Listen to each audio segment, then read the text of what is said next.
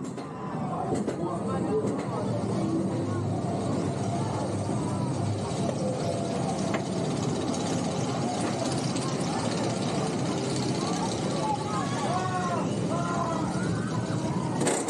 to the ride with Wild Wayne Cartwright, an exciting thrill ride through the wonderful world of HBCU athletics. Before our trip begins, let's set a few ground rules. First, subscribe to this YouTube channel. Second, hit the like button. Third, please be sure to tell someone else about this show. Now that we've got these things out of the way, it's time for our journey to begin. Sit back, relax, and enjoy your ride.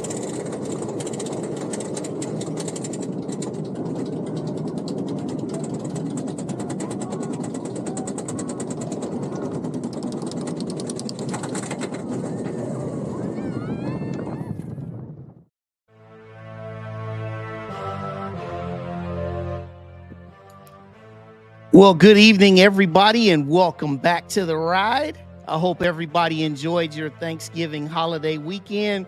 There was a lot of action. I've got a very power-packed show for you tonight. Lots of information, lots of stuff for you to be interactive with.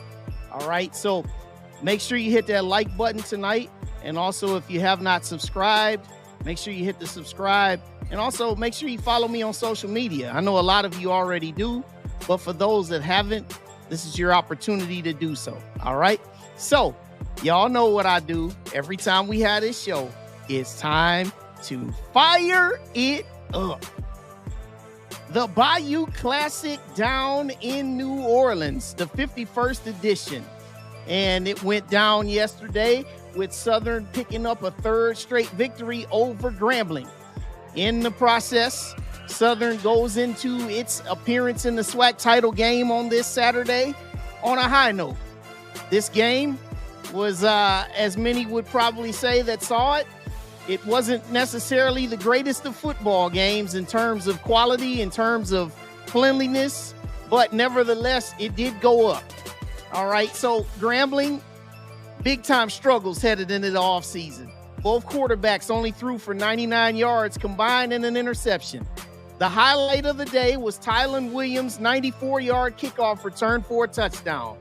The team as a whole only had 148 yards of total offense, and then they punted 11 times, and for the second game in a row had 15 penalties. All right, so for the victors, Southern, Jalen Woods was okay in this game, 9 for 17, 188 yards in that one touchdown pass. Kendrick Grimes got to knock it out of the park one more time with a rushing touchdown as part of his 12 rushes, 110 yards. Chandler Whitfield was the best player in this game on both sides. 5 receptions, 146 yards, and a touchdown. So, Southern heads to the SWAC Championship Game in Jackson. We'll talk a lot about that coming up, ladies and gentlemen.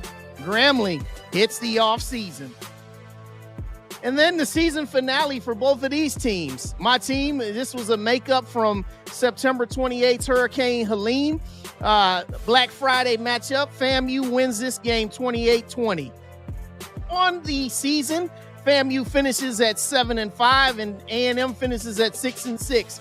Daniel Richardson, 19 for 26, 193, 2 touchdowns. Levante Somerset came alive in the fourth quarter with 74 rushing yards and a touchdown, and also Quan Lee chipped in. Quad Brown, tough game this one. He had 5 touchdown passes the previous game against Valley. This time, a couple interceptions and only completed 50% of his passes. A&M also had the penalty bug as well. 15 penalties for 142 yards. Florida A&M finishes at 7-5, heads to the offseason. A&M, we got questions, man. A lot of the same questions people been asking. We'll talk about that later, too. The Turkey Day Classic, Alabama State. This game was lopsided from the very beginning. As soon as Tuskegee got off the bus, this pretty much was a wrap. Kareem Key, 341 yards, 4 touchdowns. Robert McNinn caught 2 of them. There were blown coverages, missed assignments. Tuskegee made Kareem Key look like Joe Montana at points. Raekwon Beal, tough day, only 86 yards passing, 2 interceptions. The best guy they had was Lorcan Ryans making both of his field goals attempts. Alabama State 7-5 to finish the year with a 34-6 victory in the Turkey Day Classic. Oh, last night, if you missed this one, I know it was on real late in Montana, but this game was power-packed. Montana against Tennessee State in the first round of the FCS Playoffs. It was cold. Tennessee State made a long road trip, and they fit the part. They battled all the way to the final quarter. Draylon Ellis, 296 yards passing, 2 touchdowns. Karate Benson, 122 and 2 touchdowns. They forced 3 turnovers. But what was the undoing? They decided to punt to Junior Bergen twice. Junior Bergen, All-American special teamer, returned 2 punts for a touchdown in the fourth quarter, and that made the difference. Great season for Tennessee State as they end the campaign at 9-4. Montana gets the same record, 9-4, and now they go take on the 2-time defending champions, South Dakota State. Shout out to Eddie George for a great job this year in those Tigers. Also, playoffs, Miles College. Oh, their season comes to an end as they fell 33-17 at Valdosta. The Bears played admirably. Cameron Ivey, 224 passing and had a touchdown, but just a little bit too much Blake Hester. 134 on the ground, 2 touchdowns. Plus he had a touchdown receiving. So as a team, they rushed for 244 on the day. And Valdosta, they move on and they stay at home to take on, hey, how about Virginia Union going on the road and spanking Lenoir-Rhyne 44-12. RJ Rosales, 10 of 17, 179, 2 touchdowns. The man, Jada Byers, 38 rushes, 192, 2 touchdowns. Curtis Allen, 132, 2 touchdowns. 345 on the ground for Virginia Union, moving on, going to the quarterfinals to take on Valdosta State. And that is what we got, y'all. That is how we fire it up. So, all right. I know that everybody, when they watch these games this week, I know that it was a little bit of a lighter slate, but I'll go a little bit back here and I'll start with this game right here, the Bayou Classic. All right. So Southern, this game was it was like 3 and outs. There were punts, more punts, even more punts. Grambling, if for some reason they bring back Eric Dooley, let's just say this. You shouldn't bring back Eric Dooley. All right. This should be just pretty much the end of the tenure because 11 punts and only 148 yards of total offense. They couldn't get anything going. And on the other side, Southern, this was supposed to have been a game that many people thought was supposed to be for them to tune up to get ready for their appearance next week in the SWAC Championship. And on the way to doing so, they left you with a lot more questions about their offense. Now, we could say maybe they kept some things in the chamber. Maybe they felt like, hey, we can win this game even without doing all of our best things. But regardless, this game leaves you with some questions if you're Southern. And I'll talk about that as I get into our preview.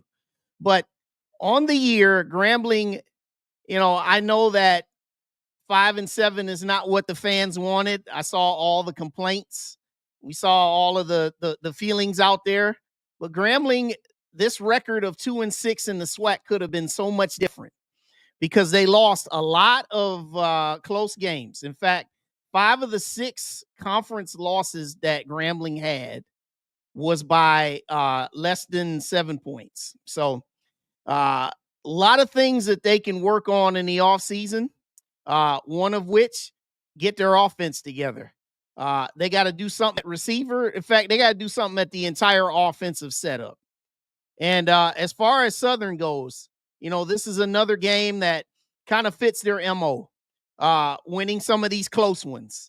Barely getting by, scraping by, necessarily don't always look their best, but somehow they always find a way to win. And this is a win, no less, no matter the outcome or no matter how it looked. And so they're going to go ahead on and they're going to take the road next week and see what they got. Now, one other thing I want to talk about, I want to talk about this game right here. And this game was no game at all. Okay? That's not even really why I want to talk about it. I just really want to say to Alabama State, man, we got to figure out what we're doing here with this game. For real. Because you're playing these opponents that are pretty much becoming like the Washington Generals against the Harlem Globetrotters. I mean, you're just trotting people out here just to beat them, for what? On a holiday. I know that this is a holiday. This is something they've been doing for 100 years. But, if you're going to continue to keep playing this game, Hornets, I mean, we got to do better than this, man, because Tuskegee has fallen way off the map.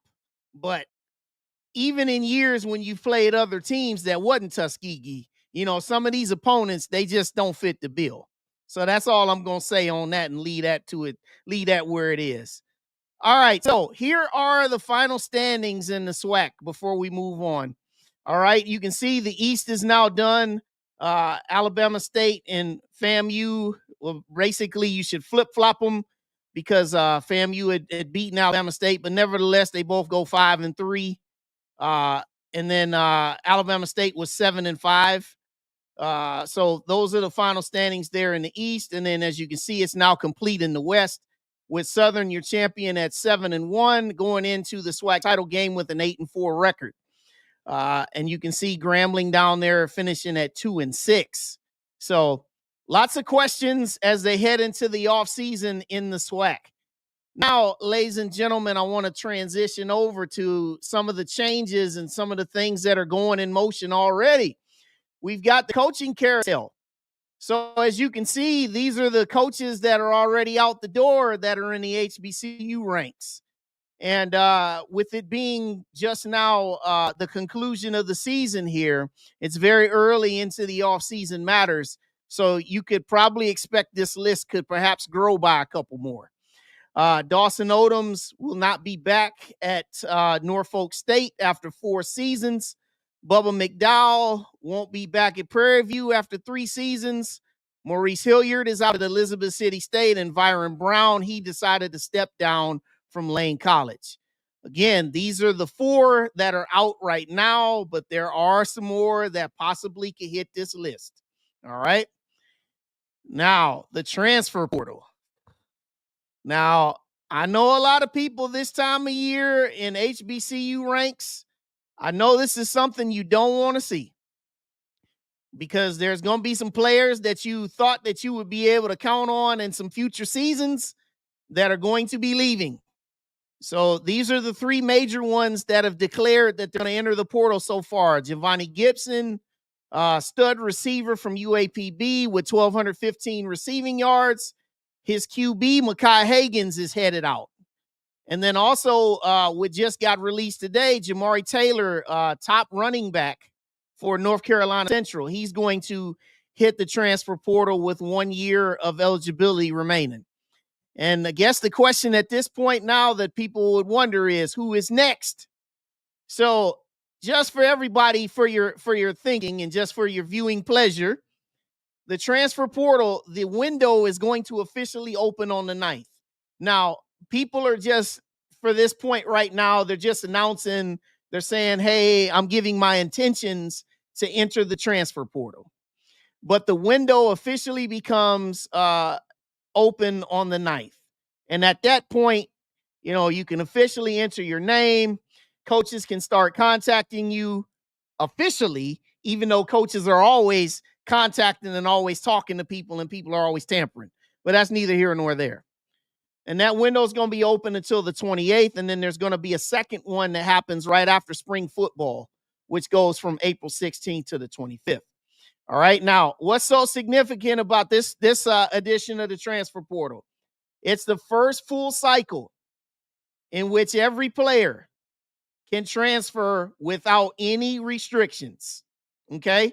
There's no more of this. You need a waiver. There's no more of this. You can only transfer once and need another waiver. This is freedom. Okay.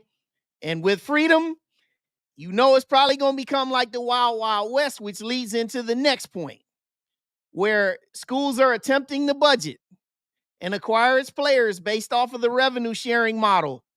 It's not approved yet, but it's pretty much going to go through. And when it goes through this multi-billion-dollar agreement, it's going to enable these schools on the FBS level to be able to pay its players. Okay? And with paying these players on top of NIL, you can expect to see a lot more people moving, which sets up the last point.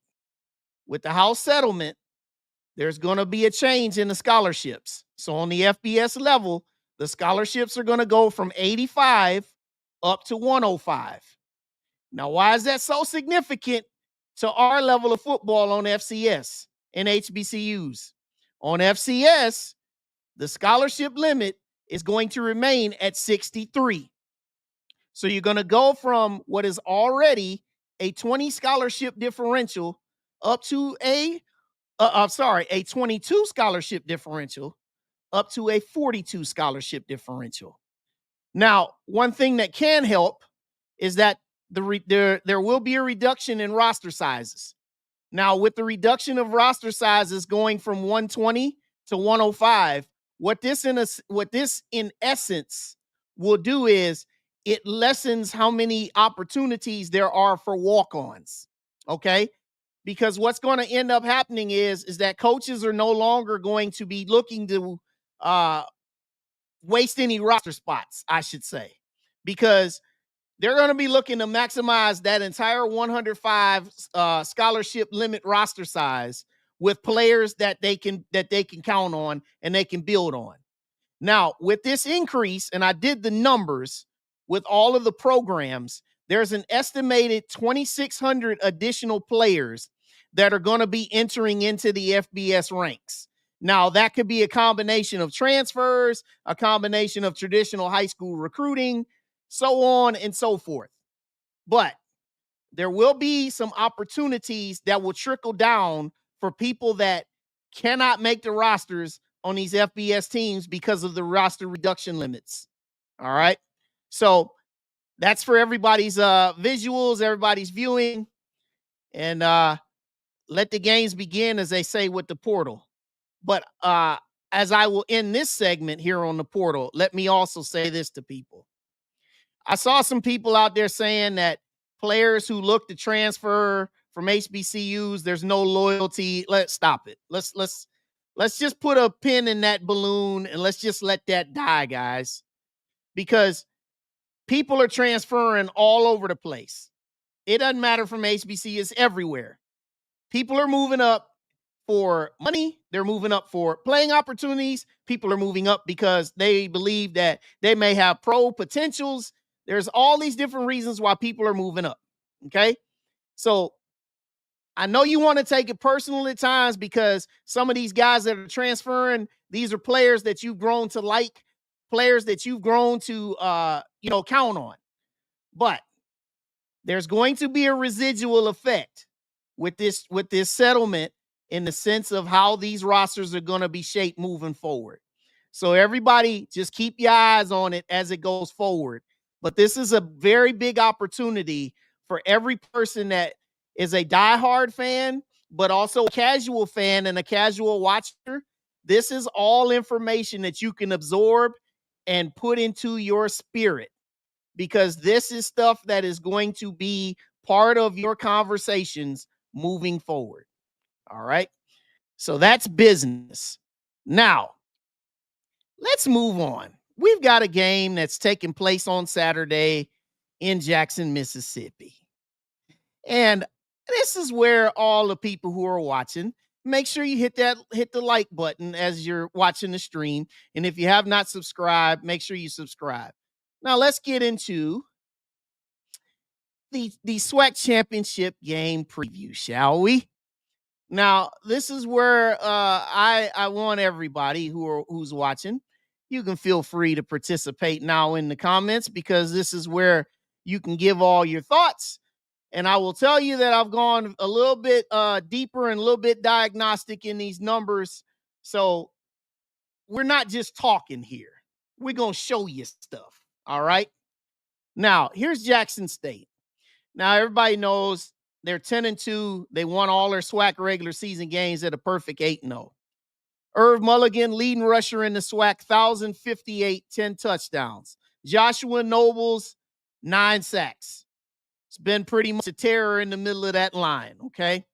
Now, here's some of the stats that Jackson State finished the regular part of the schedule with. They were first in rushing, okay? They averaged 213 yards per game. That's very, very good, right? They were 7th in passing.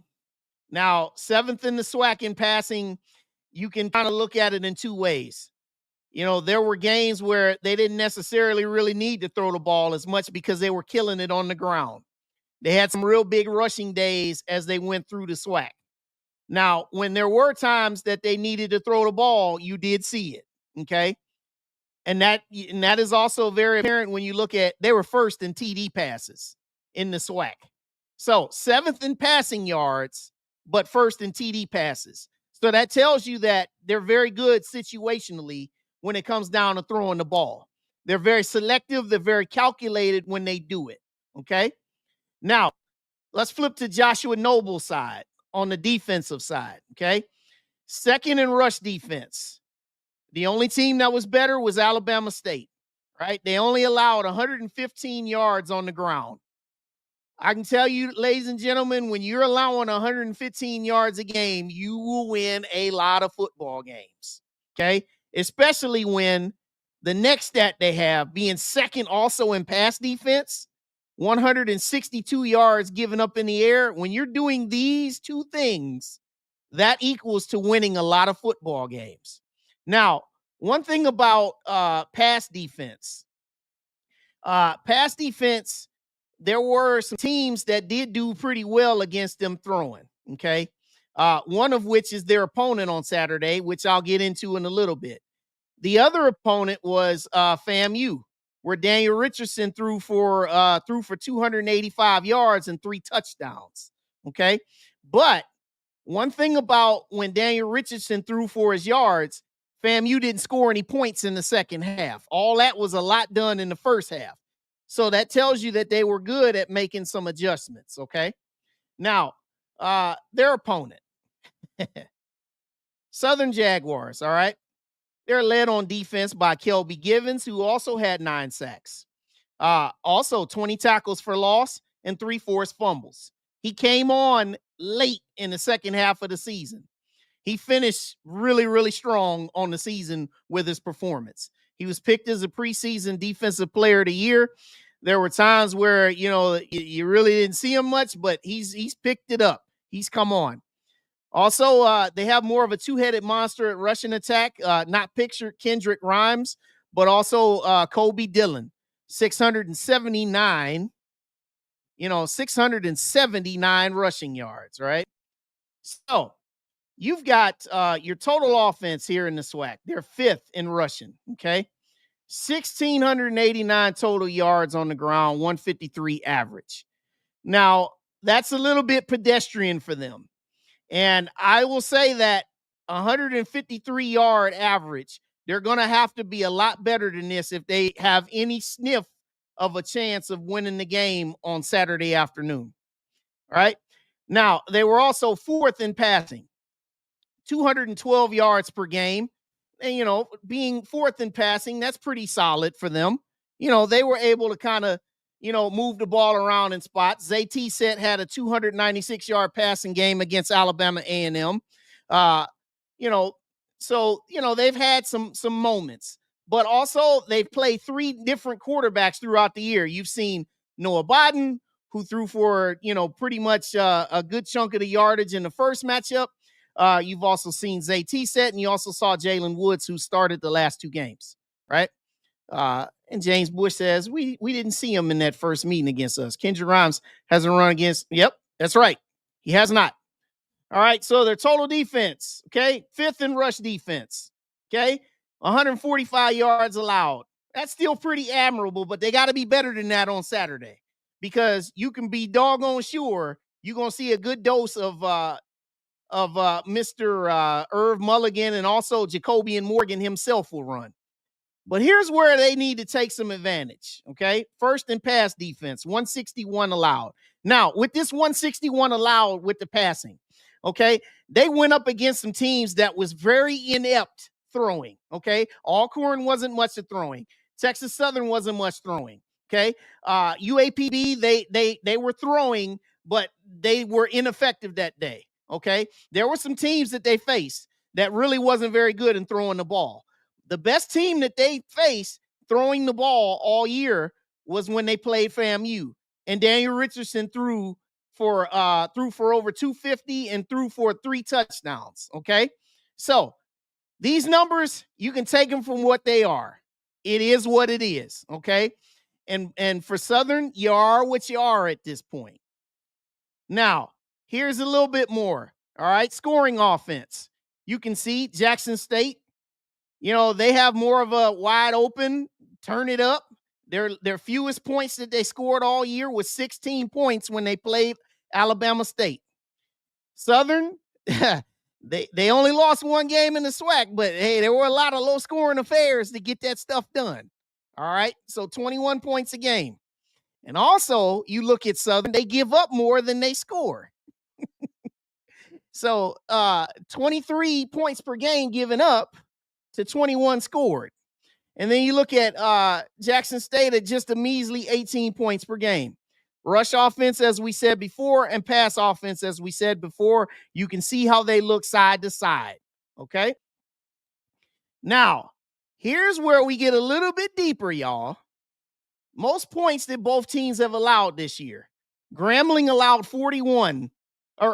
Jackson State allowed 41 to Grambling, okay? Now, 2 of those scores, of course, as everybody knows, one was a pick 6 and one was a fumble recovery return for a touchdown. So in essence, their defense is giving up 27 as their most during the season. And then also Southern gave up 51 points in a 51-7 lacking against Nichols. That was a while ago, but still, that's the most that they gave up. Now, look at the side-by-side of the common opponents. Both played FAMU, okay? I would go on to say that was probably Southern's worst performance in SWAC play against FAMU, only getting 6 points. They didn't throw for any yards, and they didn't run for any yards either, okay? They also played Texas Southern, where Jackson State, they pretty much handled them. That was the game where Southern, they needed that shank punt to get it into overtime, and they outlasted them. Okay, the Alcorn game, Jackson State tore them apart. Southern, they ran off with it in the fourth quarter. They rushed for 295 yards against Alcorn. Okay, both teams played Alabama A&M.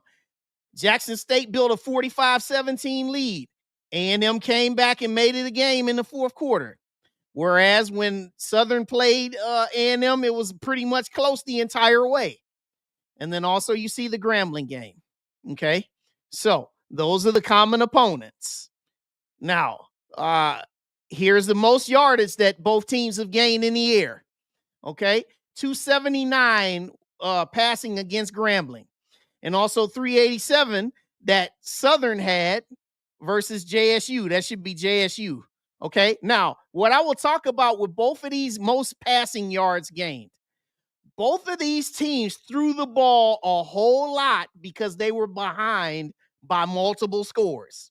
Okay, so that's where you saw a lot of these yards that came into play. Okay, you can see the most yardage that Jackson State gave up was in that first meeting. Okay, and I'll talk a little bit more of that in a moment. And then you see the 278 that Daniel Richardson threw for FAMU against Southern. Most rushing yards gained, right? Valley. I mean, everybody ran against Valley, but there were also games that Jackson State also gained, over 200 yards rushing. And then the aforementioned 295 that Southern had against Alcorn. And then you see the most rush yards allowed. 210 is the most that Jackson State allowed the entire season, okay, against Alabama A&M. Now, if you're Southern, that is a problem for you, the fact that they only allowed 200 yards one time the entire season on the ground. If you want to win this game Saturday, you might need to beat that trend, okay? Now, here's the first matchup.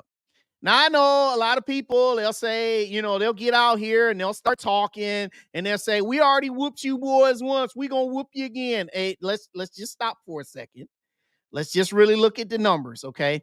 Because both teams, they're different, okay? They're both different. Jackson State in this first one, this is what really got my attention.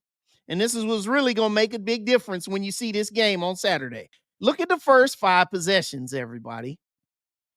Jackson State, 2 touchdowns, a field goal, a missed field goal, and a punt, okay? Southern, 5 punts.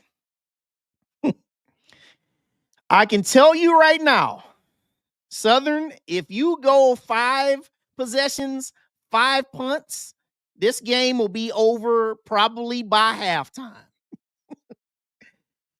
And there was a lot of meat that Jackson State left on the bone in that early part of the game. Now, they led 16-0 at that point. They had missed an extra point, and they had also missed a field goal, okay? But there was a lot of opportunities that Jackson State could have put that game away way early, okay? Then you look at the next 5 possessions, okay? A couple more touchdowns, another field goal, the end of the half, and then they started off the second half with a punt, okay? But you can see it took to the 6th possession for Southern to finally get into the game, okay? 2 touchdowns, a field goal, a series that ended on downs, and they threw their only interception of the game, okay? So at the half, they were down 23-3, and then you see Southern, they won the second half 12-10, but by then they were already out of it, okay? So what you can draw from looking at this right here is that Southern, this is imperative. If they don't get off to a good start, you can hang it up. Any hopes of an upset goes away if you can't do that in the beginning, okay? And then also here, all right, 201 yards rushing on the day for Jackson State, all right, to just 29 yards rushing for Southern. This can't be repeated if you're Southern, all right? Passing yards was about par for the course for Jackson State. It's about what you were used to seeing all year, 198. And then you saw the 387 yards. Like I said, a lot of that passing was done when they were behind by a good amount of points, okay? And then you can see the total yards, the time of possession, and also turnovers. You look at Jackson State with no turnovers on that game, and I can tell you right now, if they're not forcing turnovers, if you're Southern, that's another thing that can almost that will put you behind the 8 ball. All right? So, the first 5 possessions can't be repeated if you're Southern. 29 rushing yards can't be repeated if you're Southern. And also, I'll probably even say you probably can't afford to give up 201 yards again on the ground. All right. So here's what it was. You had Mulligan. He had 53 yards rushing with a touchdown. The Irv Mulligan then is not the Irv Mulligan now. I can tell you the Irv Mulligan there was coming off an injury. This Irv Mulligan now is a full-fledged participant coming off a bye week, okay? Kendrick Grimes, you got to be better than 18 yards, okay? And he needs to get the ball more than 8 times. Also, you saw Fortillion. This is Fortillion. He's usually getting about 60 yards receiving, okay? Kirkwood, we haven't really seen a lot from Kirkwood since then. So, you got to see things from Kirkwood. You got to see some guys, man. You got to see some guys come up here and show up in the receiving game. And then also Morgan, like I said, they played 2 QBs in this game, both teams. T-Set started for Southern, and then Bodden came in and picked it up. And then Morgan, he played, and McCoy also played. Okay, and then you see the leading defenders. And yeah, Markwell, yep, this was his first game back. Exactly. And you look at the leading defenders, Nobles had 2.5 sacks in this game. Okay, so I can tell you this, Southern, if Nobles is getting 2.5 sacks, you're in trouble again. Because that means that he's wrecking some havoc, okay? Givens, he had 7 tackles, but he wasn't very existent. There were no sacks. He didn't really have any quarterback hurries. So Givens, the way he's been closing the season, he's got to play like that. Beza in the kicking department kicked 2 or 3 field goals. He missed an extra point, and then Griffin was 1 of 1. Okay, so that's pretty much what it was. Now let's talk about what it takes now. Keys to a Southern upset. Number one, as I said before, you got to start faster. Going out there, going 5 possessions, 5 punts, that's not going to do it in this game. Number two, you got to force turnovers, man. You didn't force a single turnover in the first matchup, right? When Jackson State turns the ball over, that is where they are the most vulnerable. Okay, you got to be able to get some extra possessions, and you got to be able to create some other opportunities if you're Southern. Also, balance on offense. You know, you weren't able to run the ball for a lot the first time. You've got to be able to get some more of that balance. You got to get some yards on the ground to go with some of those passing yards that you've been able to get. Then number 4, embrace the underdog role. Nobody's expecting you to win this game. Nobody, right? So go in there and just play like it's free and loose, man. Let it all hang out. Try some stuff. Mix some stuff up. Do some trick plays, right? Do some exotic looks. Try it. Embrace the underdog role. And then lastly, try to extend the game. Meaning, if you got to win, try to win ugly, hey, it's okay. You know, you could try to extend the game, you know, run some clock, take your time, you know, try to get the game to the 4th quarter. You know, these are the keys that they have to an upset, okay? Now, even with these 5 things, I'm still not sure that would even be enough, but that's a start. Now, here's JSU's keys to victory.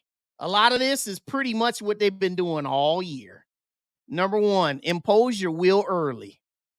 If you ambush these boys early in the first quarter, you can take their will and you can end it all right there in the first quarter if you want to. You let that crowd get loose. You know, you let them pom-poms get coming out, let the noise come out. Hey, it could be you can pose your will early and get them thinking. Number 2, if you force some turnovers, hey, that's even great for you. Get you some extra possessions. Number 3, make sure you can run the ball. If you're able to run the ball, hey, you can ride that thing all the way to the finish line. Okay? Get after the QB. It don't matter who's back there. Just get after them. I'm not saying necessarily get sacks, but get some quarterback pressures. You know, shrink the time. Shrink the window of time that the QB has to think when they're back there looking through their progressions. Okay? But get after the QB.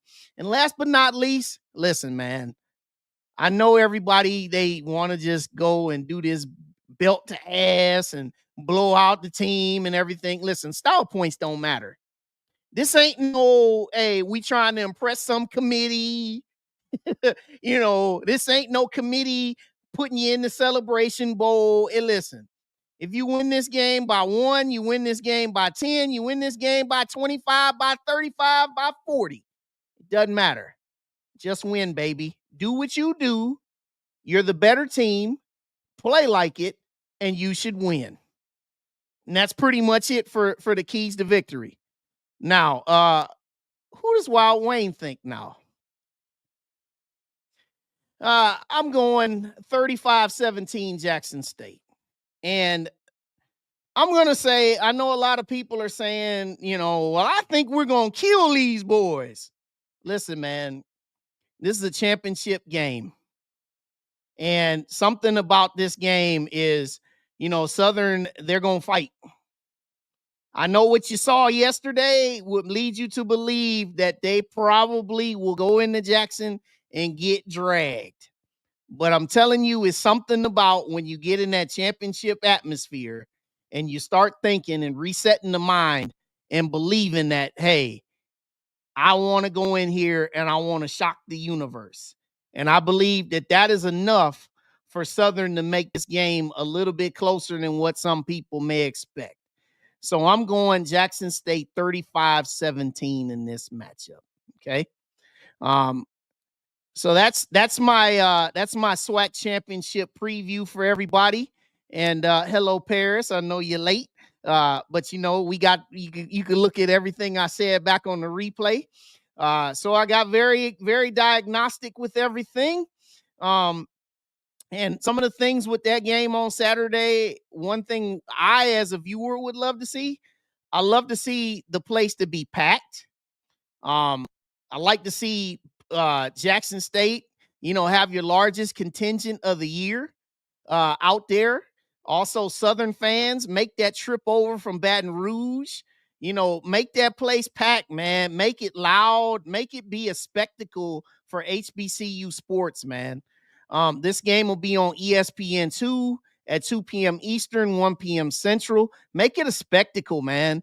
I don't want nobody sitting at home that could possibly go. Get in there, man. Celebrate, because this is for the SWAC title, and this is one of the biggest games of the year, and it should have an environment like it's one of the biggest games of the year. Okay. Now, my next part of this that I want to get into is I want to go into my picks for SWAC players of the year. So I'm going to pick my first team, and I'm also going to pick my players of the year. Okay. Now, this is where I'm pretty sure some folks are going to be like, okay. But this is just what Wild Wayne thinks. And you're going to see the actual teams come out this week. So here we go. This is Wild Wayne's. This is my defensive player of the year, Traquan Thomas. Okay. Reason why, he led the SWAC in sacks, 11 sacks in the SWAC. Man, if I can say that. He had 5 forced fumbles, and he was 4th in the SWAC in tackles for loss with 15.5. He was the best player on the best scoring defense in the SWAC. This guy was all over the place. He is one of the finalists for the award, but to me, I think this is the SWAC player of the year on the defensive side. Okay.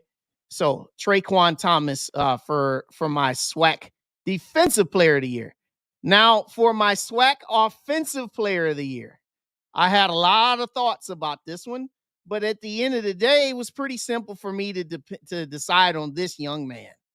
Irv Mulligan is my pick for SWAC offensive player of the year. He led the SWAC in rushing, and he also was 2nd in the SWAC with rushing touchdowns. To me, I think that when you are the best offensive player on the best team in the SWAC, I think you should be the SWAC offensive player of the year.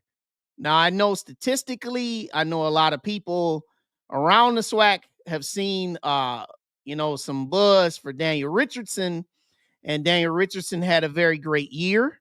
But to me, I think that Irv Mulligan, being the fact that he carried the load for most of the games that they really needed to get it done, best offensive player on the best team in the SWAC, Irv Mulligan, Wild Wayne's SWAC offensive player of the year pick. Okay, now I'm going to go into my full offensive team, everybody. All right, this is my offensive team, my first team All-SWAC. Okay, Daniel Richardson is to me, he is the first team. He is the first team SWAC quarterback. He's got the numbers. He's got the passing touchdowns. He was very effective all year, very consistent. Okay. So to me, Daniel Richardson is the first team All-SWAC quarterback, right? And then the first team running backs, of course, Irv is the first team. And then also Donovan Eaglin. He just came a little bit short of getting that 1,000-yard mark on Friday. But he is, those are your 2 running backs for first team All-SWAC. Okay. My wide receivers. Now I had some feeling about Jonas Fortillion, but in the end, I had to go with the 2 guys that surpassed the 1,000-yard mark, right? So you got Nathan Rembert of Mississippi Valley and Giovanni Gibson of UAPB. Those are the 2 guys that I picked to be the wide receivers on the first team. And then my tight end is Truck Griffin. You could have went a different ways. Dupree Fuller, he had a pretty good year for Southern. But Truck Griffin, he was used in many ways, man. Not only did they throw it to him, they also handed it to him. So Truck Griffin, first team from Alcorn State tight end. And then our lineman, Carson Vinson, definitely. tackle, very good tackle. He's going to Senior Bowl. He's a pro prospect. Aurelius Dunn from Alabama State, the best center in the SWAC. And then you've got Ashton Grable from FAMU. And then you got Kirk Ford and Evan Henry, okay, from Jackson State. So that is my first team all-SWAC offense. And I think I'm seeing good people. Seeing people say, yeah, hey, you put this list very good. I appreciate that. Yeah. Hey, appreciate that. Yep. And this is what I believe it is, man, here on offense. These are the guys that really got it done all year. Okay. Now switch over now and we do my first team picks on defense. Okay. Now, these three defensive linemen, I don't think anybody's going to have a problem with these three. These three guys are far and away. These are the three best defensive linemen in the SWAC. Kelby Givens of Southern, Malachi Bailey, and Joshua Nobles. Okay. These three guys, they put up numbers. They got after the quarterback. They caused a lot of havoc for opposing offenses. All right. And then on my linebackers, these next two groups, these were a little bit tougher, y'all. I got to say, I had an easy time on offense, but this next group, man, this was a little bit tough. Okay. Now my linebackers, I'm going Andrew Jones from Grambling. Okay. And then my the studs from Alabama State, Rico Dozier. I couldn't leave Rico Dozier off this list because he was a leading tackler in the SWAC. Okay. This guy was a tackling machine. And of course, Traquan Thomas, he's on this list because he's picked to be the player of the year. Okay. Andrew Jones, you could have possibly, rotated a couple other guys in here, but I think Andrew Jones, I think that on a Grambling defense that struggled at times, this was their shining star. This guy was consistent. And then the defensive backs, Robert McDaniel and Isaias Guthrie, these two guys are tough. And these guys are going to be counted on in this next game that they're going to play. And also, if they win this game on Saturday, you will really need these guys, Jackson State, when you get to the Celebration Bowl. Of course, if you get there, we'll talk more about that. James Burgess of Alabama State and MJ Henson. These two guys, they tied for the league lead in interceptions with 4 apiece. Both of these guys, Henson and Burgess, these guys not just play corner well, they also will come up and tackle. That's the thing I like about these 4 guys that I picked here for the defensive back. These 4 guys will get down here. These aren't pretty boys. These guys will get down in the trenches and they'll make some tackles and they'll be active in the run game. So I think you got these guys. These are pretty legit guys. Now, there's also some love for Kendall Bowler from FAMU.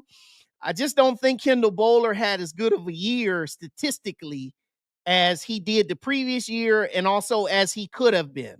That's not saying that Kendall Bowler is not great, because I believe talent-wise, Kendall Bowler, to me, might be talent-wise the most draft-ready corner in the SWAC.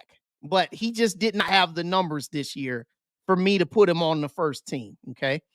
And then last but not least, well, actually, I got 2 more lists here. Got my specialists. And I couldn't decide on a long snapper, so I just kind of left that alone. But these 3 specialists from Jackson State, you couldn't leave these guys off. Best kicker, Beza. Matt Knoll, best punter. Matt Knoll is a coffin corner machine. You want a guy who can put the ball and pin you deep?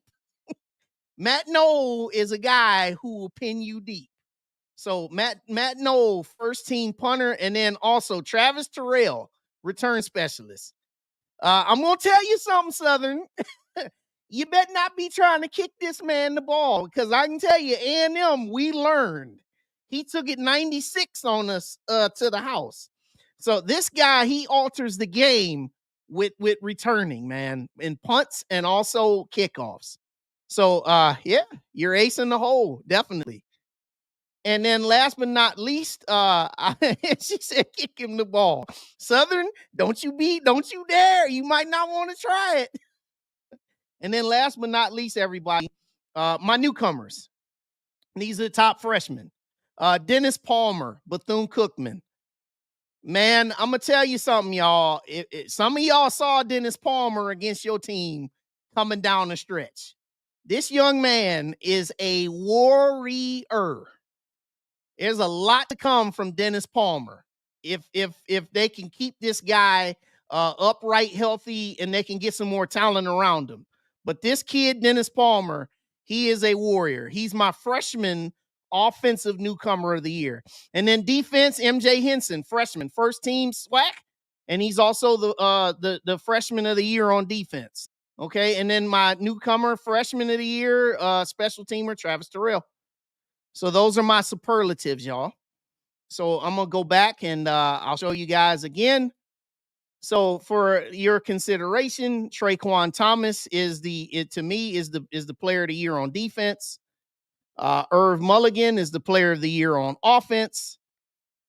And then you can see my first team offense again, Daniel Richardson, quarterback, Irv Mulligan, Eaglin at running back, Rembert, Giovanni Gibson, wide receivers, Truck Griffin, tight end, Vincent Dunn, Grable, Kirk Ford, Evan Henry on the offensive line. And then you've got your defense with Kelby Givens, Malachi Bailey, Joshua Nobles. And then we've got linebackers, Andrew Jones, Rico Dozier, Traquan Thomas. Defensive backs, Robert McDaniel, Isaias Guthrie, James Burgess, MJ Henson. And then the specialists, Beza, Noel, Terrell, newcomers, Palmer, Henson, Terrell. Yeah, man. So I think I got the consensus of the group on those picks, man. So we'll see what the crowd has. We'll see what the SWAC has. You know, they've got some different things that they got to look at, and different picks and different things to make. So, you know, we'll see how it goes. Okay, now as we head down the stretch here of the show, let's go to ride tokens. These are the ride tokens for this week. There wasn't a lot to pick from because there weren't a lot of games. But I will say, Jada Byers definitely gets a ride token. Virginia Union led those guys heading on down to Valdosta into the quarterfinals. 38 rushes, 185, 2 touchdowns. And I see you, Derek Martin. You know what? Let me hold on. Let me pause that for a second. Yes, my coach of the year is easy, man. You really don't even need to ask the question, but it's easy. Coach of the year is TC Taylor. That's an easy one. I know some folks are saying, but you know, Terrence Graves, you know, they were 7-1. Yeah, Terrence Graves did a great job. Great job. But TC Taylor, man, 10-2, undefeated in the SWAC. Best coach on the best team. He's the guy. All right, now back to the ride tokens. So Jada Byers, shout out to you, man. Shout out to you. Leading them down the stretch. 185, 2 touchdowns, and a 44-12 win over Lenore Ryan, man. And then we've got Kareem Key. He had his best passing day. 341 yards in the air, 4 touchdowns in a 34-6 win over Tuskegee in the Turkey Day Classic. Southern completely demoralized Grambling's offense. Now, some of this had to do with Grambling being so inept themselves, but nevertheless, the Southern defense gets the defensive ride token for just allowing 148 total yards and making Grambling punt 11 times. Whew, that's tough.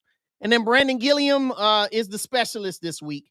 2 for 2 field goals, 4 for 4 extra points. Those are my ride tokens for week number 14. And then we've got next week, all right? We're heading on down the stretch here, where here we are at the SWAC Championship Game. This game will take place in 2 p.m. Eastern, 1 p.m. Central on ESPN2. Southern Jaguars hitting the road to take on Jackson State. Winner will meet the South Carolina State Bulldogs the following Saturday in Atlanta for the Celebration Bowl. And then also you've got the playoff schedule. You've got the Division II quarterfinals taking place Saturday with Virginia Union heading on the road for a third straight week, going to take on the Valdosta State Blazers. If Virginia Union can pull off a third consecutive win, they will move to just being one win away from getting to McKinney, Texas for the Division II National Championship. So shout out to Virginia Union, and also shout out to Southern and Jackson State for both teams that are going to be vying for the SWAC Championship crown. All right. Now, that is everything that I've had tonight. So next week, I will be back again. We will have a full exhaustive recap of the SWAC Championship game. I'll also have a couple guests on as we get ready to talk, because we're going to be previewing the Celebration Bowl next week. We're also going to recap what Virginia Union did against Valdosta State. And then also by that time, there'll be more transfer portal news, more coaching news, all these different things that we'll discuss for you next week. And also ahead of the Celebration Bowl, which I will be in attendance for. Looking forward to getting down there and hopefully running into some of you that watch this show and some of those that are out here in the space doing shows. Love to just see everybody down there in Atlanta. But one thing I want to say here tonight before I get done, I just want to say that, my show here, I love doing this for free, and I will continue to do this for free. I've got a pretty good day job, and I'm not looking to collect from folks. Only thing and let me just say this is not casting any aspersions on anybody else. You do what you do. You do it how you do. But I prefer to keep my show free. Only thing I'm asking is that you hit that subscribe button and you hit that like button. Because this content that I'm bringing you, this is content that is from my heart, from my passion. I was on the first season of Sports Jeopardy. Sports is what I do. Sports is what I know. I do these shows with little to no notes and little to no preparation. A lot of this stuff comes from just being able to retain information and knowing it. But I watch the games and I talk to the people. And there's some folks that get before you that they just rambling on. They say, I think. They say maybe. They say could. They don't necessarily always have the right data. They don't necessarily have all the right info. It is my goal every time I get before this camera is to make sure that the information is up to date, it's factual, and it's punctual. And I hope that everybody enjoys this as much as I enjoy bringing it to you. So last but not least, tonight, I'm going to step aside because I want to salute a young man that we lost here recently in the Bulldog community. And I know a lot of people have noticed, and a lot of people have prayed. A lot of people have supported, and just continue to pray for his family. So tonight, as I end this stream, I'll see you all next week, and I appreciate y'all for watching the ride. But I want to salute my brother.